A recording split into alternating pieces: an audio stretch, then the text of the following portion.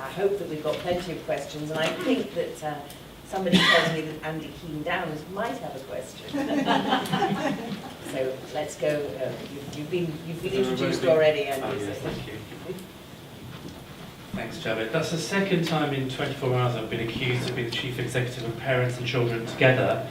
It's actually Prison Advice and Care Trust, but there we go. My third week, so what no, it's forgivable, absolutely. It was Sky News last night, so they certainly should have done it right.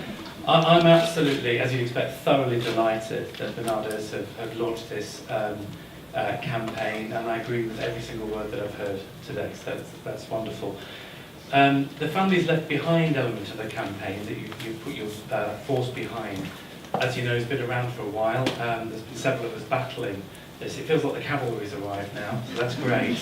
I think for me, there's a couple of questions really for the whole panel, and it's wonderful that we have Sheree Boothby as a judge here today, because as you know, what we've been calling for is a statutory duty on the courts to check on the immediate welfare and care needs, not only of children who are dependent, but also of dependent adults who may also be at risk. The reason we picked on both of those is, one is that I spent quite a lot of time in Holloway, where we set up the First Night in Custody scheme, meeting women night after night whose children have been left in with babysitters, with friends, home alone, and in crack houses. And despite government reassurances that pre-sentence reports and processes in the courts were adequate to deal with these issues, they are not. They are clearly not. We left a gaping hole in the system. So that is absolutely crucial. The second is that I also met a fellow from Belmarsh who was a fairly traditional, old school armed robber, not a very nice gentleman, but he was looking after his mum on the 5th floor of a tower block. He was dehydrating at the time he was in court. So I suppose my question is, how can we practically work together to achieve this? How can we get the judiciary on side with what we're asking for? And can we also please ensure that this isn't purely about children, but it's about all people who might be at risk when their carer goes to prison? Thank you. Thank you. Javed, do you want to answer that? Yeah, I can start. Thanks very much for that. I think your question about how can we work together practically, today is an example of that, and then there are many partner organisations in the audience, which I'm really delighted to see, yourself included, and the other colleagues that I mentioned.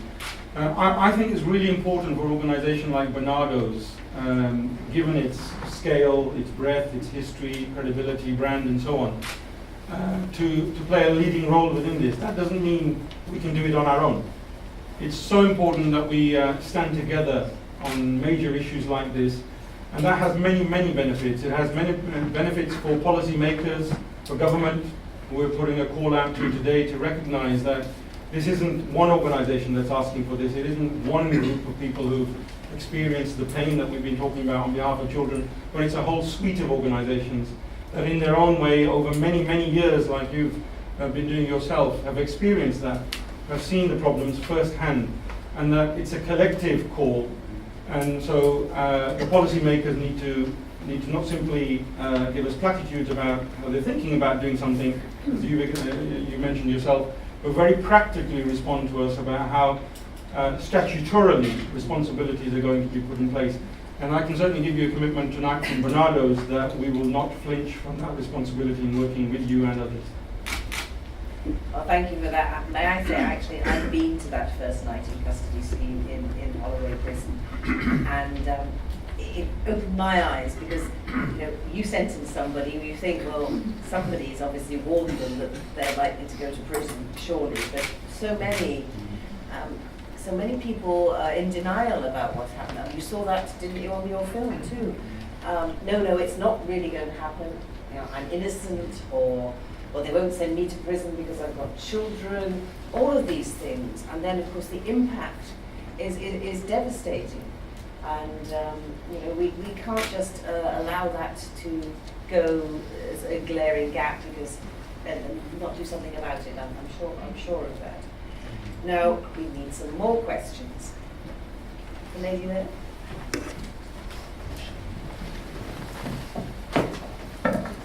Hi, I'm Shona Benson, former barrister but now doing research into the impact of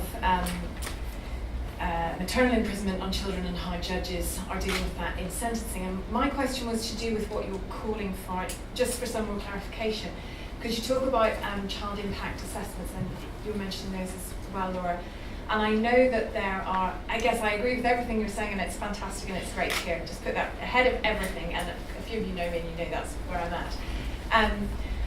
But I know that even within this room, people have different views on child impact assessments, how those can be handled, whether people want interference in their lives, all those kind of things. And in my research, I'm very conscious as I talk to judges, that if something is going to be put forward to them, they're going to want to know, well, how is this going to happen? And so my question really is, what mechanisms are you going to use? How are you going to work through that very complex issue to come up with proposals that actually might bite, that people will go, yes, I can see how that would work? Who would like to answer? I can say something.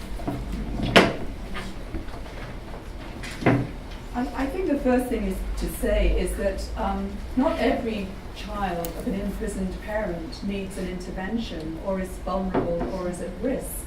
And it's very important that we recognise that and that we don't introduce something that becomes another intrusion. What families of prisoners do not need is more surveillance and more bureaucracy to deal with. Nevertheless, unless we identify where children are at need, do have needs, or where children are at risk, or where in fact other people are at risk, unless we do identify, we cannot ever begin to meet those needs, especially in a climate where the government is talking about the privatisation of children's services, where invisible children will become more invisible. So I think we have to be very careful that what we're looking at or what we're advocating is not something that is a crude blanket instrument that will become some other source of oppression for families, but something that is applied sensitively. And I think if we put the child at the centre of the process, I think we'll be able to handle that quite well. So I don't know if I've really fully answered you, because in terms of the actual mechanisms, clearly we're a research institution. We haven't worked out how this would be done. But if I could just add on something in response to your question about partnership, I would say that what we have from our example of coping is a very strong partnership between research institutions and an NGO and NGOs. And what I would argue is that it's very important to build in gathering the evidence, not just to evaluate how well your projects run, which is necessary for funding, but to gather other kinds of data that can be used. So my call is that for the NGOs to consider partnering with a local research institution, university. I am absolutely sure that we benefit tremendously from that partnership as we have at Huddersfield. So just a plug for that. Just on the bit of your question about how it will be implemented. I mean, this is complicated stuff, and I have some sympathy with the people that would be responsible for the logistics of sorting out how it was done, but it's limited sympathy. We're here to speak about the plight of the children, and the evidence is very, very strong about what children need. Children need action on this. We cannot carry on in 21st century Britain in a society that we like to believe is compassionate and caring and provides for the needs of children, and have a situation where 200,000 plus children affected by parental imprisonment are unidentified and their needs are unmet.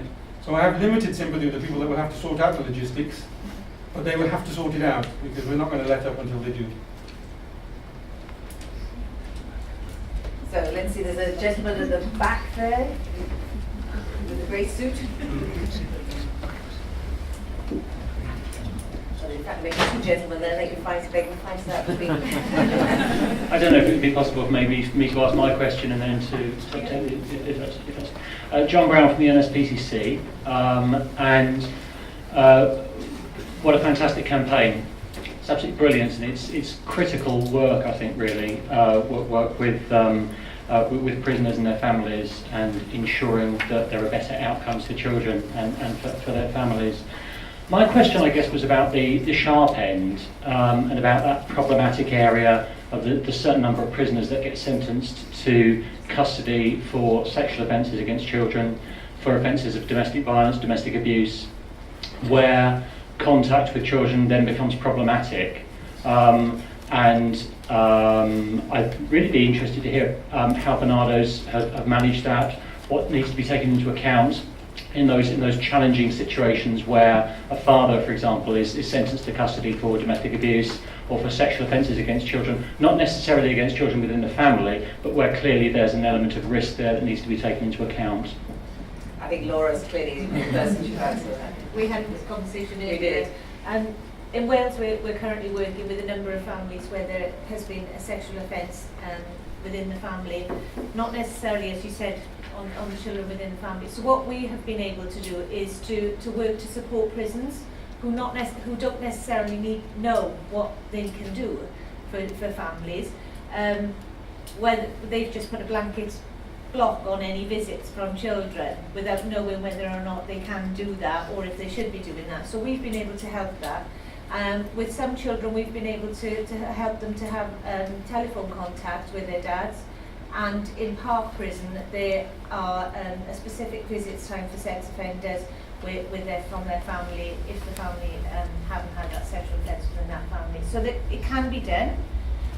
Again, we're working with Park Prison around domestic abuse, where there's been domestic abuse, and we're not saying we should try and get those families together. Some families we shouldn't put together, but we can look at contact arrangements, and through family group conferencing, we're making all sorts of alternative arrangements for children to have contact with their parents where it's safe to do so.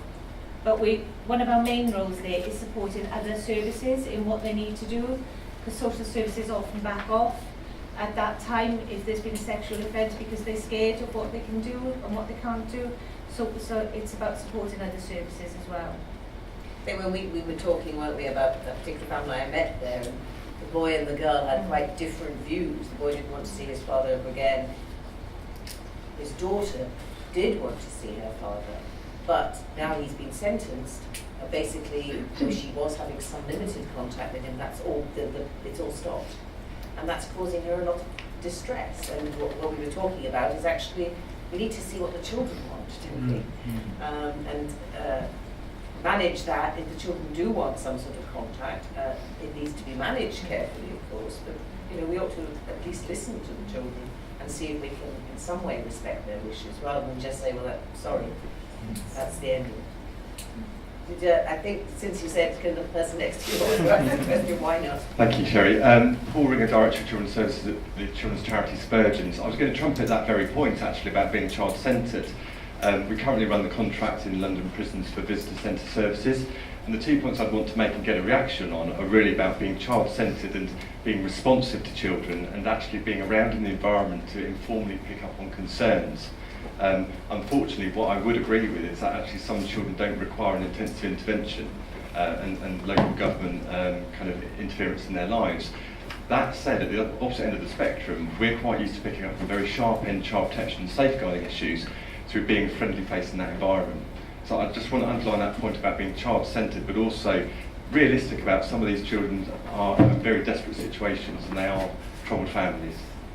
Yeah, I think also, could I be really realistic about rising local authority thresholds?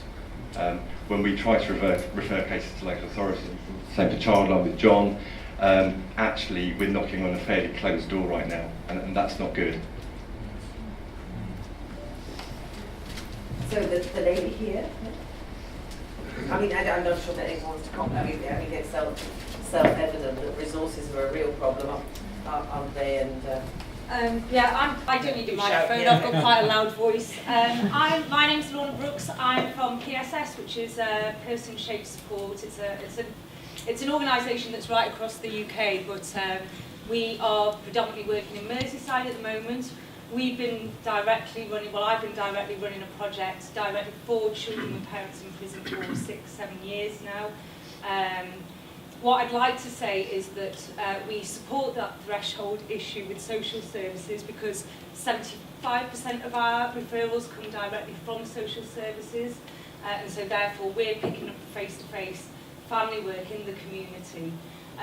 That this issue is. We work with children who've got parents who are murderers, parents who are sex offenders, parents, who are domestic violence situations. And one of the answers to one of the questions is, how do you manage that with your safeguarding issues and the child's need to have contact? And one of the things that we do is we offer supervised contact in a different way than a social worker does, because children who are in this situation struggle, I think, with statutory workers, and for good reason. Because not that there's anything wrong with what statutory workers do, but understandably there is a completely different approach that charitable organisations are able to offer, because people are not so scared of having their children removed. So we'll actually supervise, for example, we'll take children on prison visits where there is no other adult in the family that's able to do it. We'll physically do the prison visits ourselves. But we'll also do supervised letterbox contact. So for example, if I just give you a case point, if dad's in prison for domestic violence and the child still wants to have contact with the dad, but the letters can't go home to the address because dad might be writing home hypothetically and saying, what's going on with your mum? Has she got a new boyfriend? The letters come to us as the mediating organisation. We read the letters, we check the contents of the letters okay, we take it to the child, we do a one-to-one support therapeutic session with the child, and the child has the opportunity to write back with support. This takes the abused mother out of the equation but allows the child to have contact. So that's just one example in many. In terms of having children's voices heard, you're right, Adele, it's very much about research and practice. I've been working with the University of Central Lancashire on this, and we've been listening to the children's voices now for about 3 years, and they produced a booklet. I'm just advocating this, talking about partnership working, while I've got the chance. The kids have talked literally, they won an award actually via Marsh Christian Award, which was for volunteer work for supporting other families affected by parental imprisonment, and the children wrote this booklet which is by children for children called Don't Worry, which was their advice on how to cope with having a parent in prison.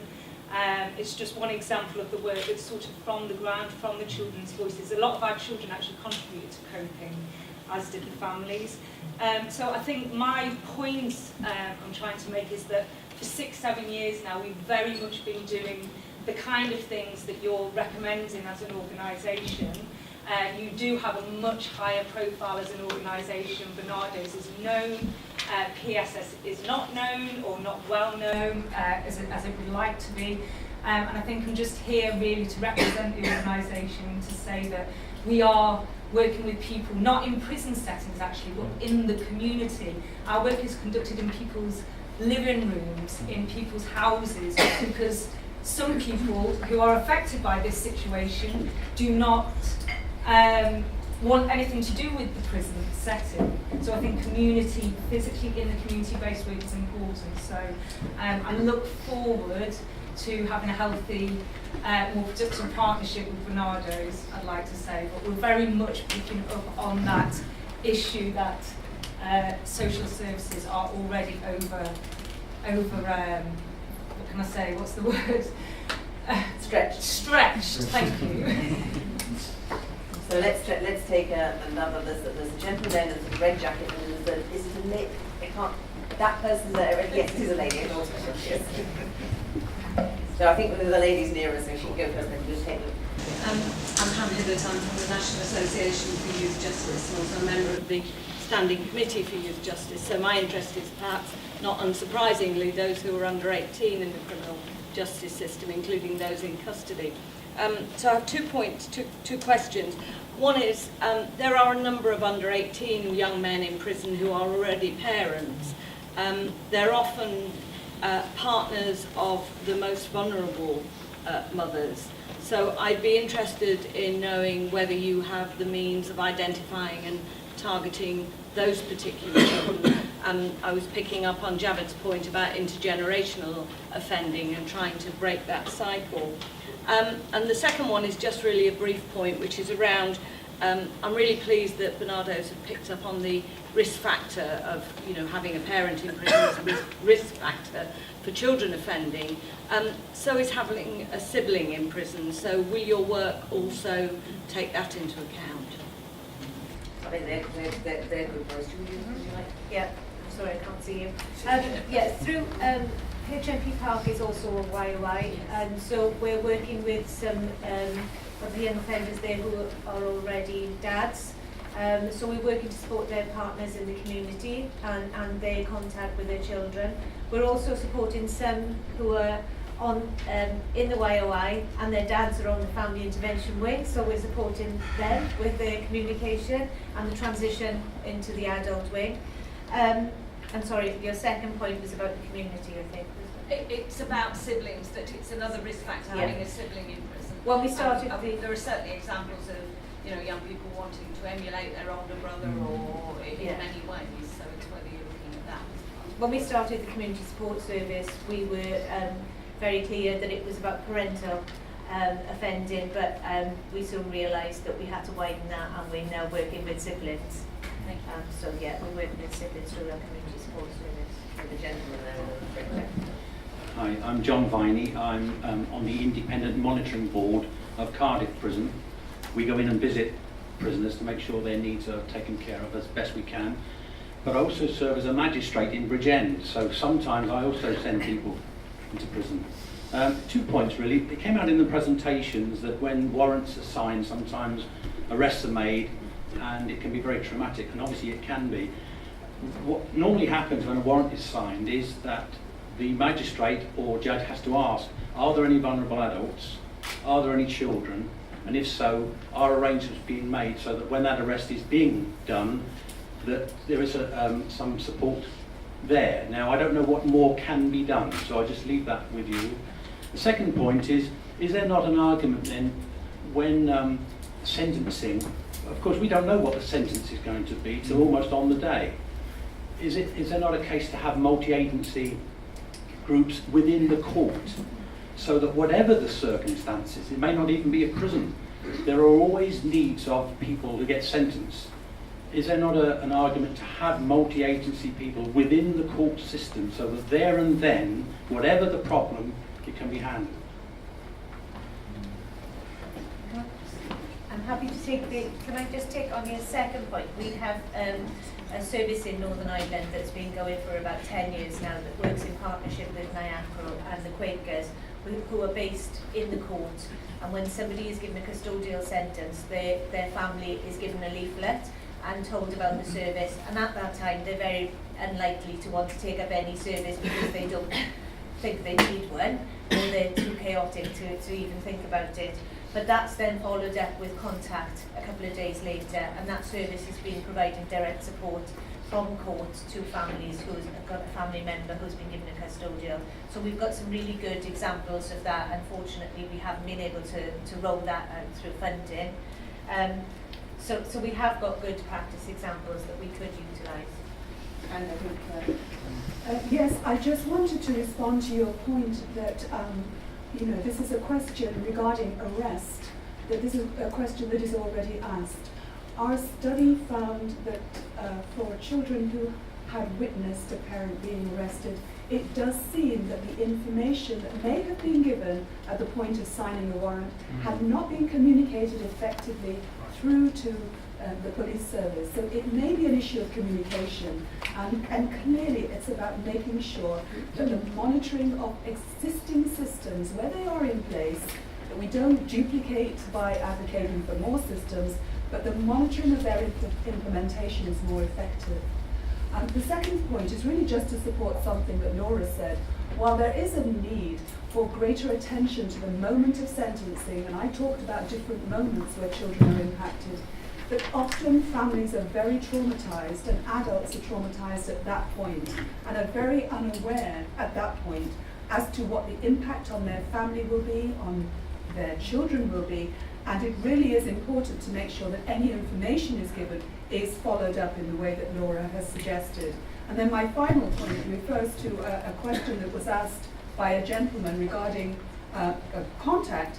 And I want to make the point that fathering, not just contact for children, but for our study demonstrated that fathers in prison are able to continue parenting children with adequate support. Actually, this relates to the lady's question regarding young fathers, that if there are better parenting support programs, especially for young fathers, that parents can parent at a distance. It is not impossible, it's not the best, it's not the optimum form of parenting, but we can improve parenting as well as maintaining contact and relationships.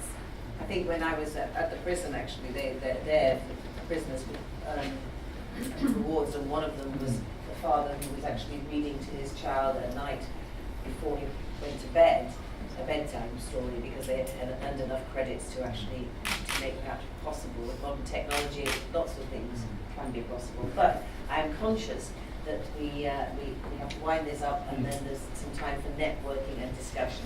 I just was asked, we had one question from someone from the coalface who wasn't able to come tonight, so I was asked whether I would ask it for her, Nessa Colleen Quirk, who's actually a PACT family support person from YOI Bronzefield, the visitor centre. And she said, and this I think goes to another area we haven't even touched upon, which is the schools, what we do about the schools. She said, can we create a standard letter for kinship carers to pass to the head teachers about the children's parent being in prison, so that some term time visits should be allowed during early custody? Very practical question from someone at the coalface. Yeah. So one of the things that we're working on in Wales is called the Invisible Walls Accord, which is a standard contract that all schools, we're urging all schools to sign up to, which will basically say that the schools will undergo training for their staff, and then they will appoint a single point of contact who will be the lead for any child who wants to identify themselves, or a parent who wants to identify themselves within schools, who can go to that teacher. What we're also looking at then is providing that community response. So the teachers or the schools contact the Invisible Walls team at the prison, and then they refer into the community, so we can follow that up with a response. So far we've got a number of local authorities signed up to it. We've got the support of a huge amount of organisations, but it's not something that we've been able to get as a standard across Wales. But it's a template, it's there. It's not exactly the same as this person was asking for, but it's a step in the right direction, and we're hoping to roll that out across Wales. If I can just add, I think the principle of a letter to schools is a very good principle, but side by side has to be the training, which we do in Wales, but across the piece. Head teachers need to be trained so that they can respond appropriately, sensitively. We're aware of situations in schools where confidentiality hasn't been seen through, for example, and that is terrible when that happens. And so teachers not only need to know how to respond, but they also need to know about what other services exist, services from the organisations in this room, and how they can signpost the young person, because the school has limits to what it can do itself. And I think training packs like that are certainly going to help. So David, I think we need to sum up, which I believe you're going to do. Well, yes, thank you, Chair. Can I just begin by thanking all of the people in the audience again for coming out tonight and lending your support to this campaign, and what have been, I think, very, very helpful questions. And can I also thank the panel speakers, our Honorary Vice President, Sherry Booth, who's been a great supporter, not just of this campaign, but Barnardo's for many, many years, and long may that reign in every sense. Adele, I think you made a superb effort of shortening what you could have talked about for many, many hours, I know, and we would have all been electrified and glued to every word. So you managed to include it. I think it's 9 minutes in the end it was, but I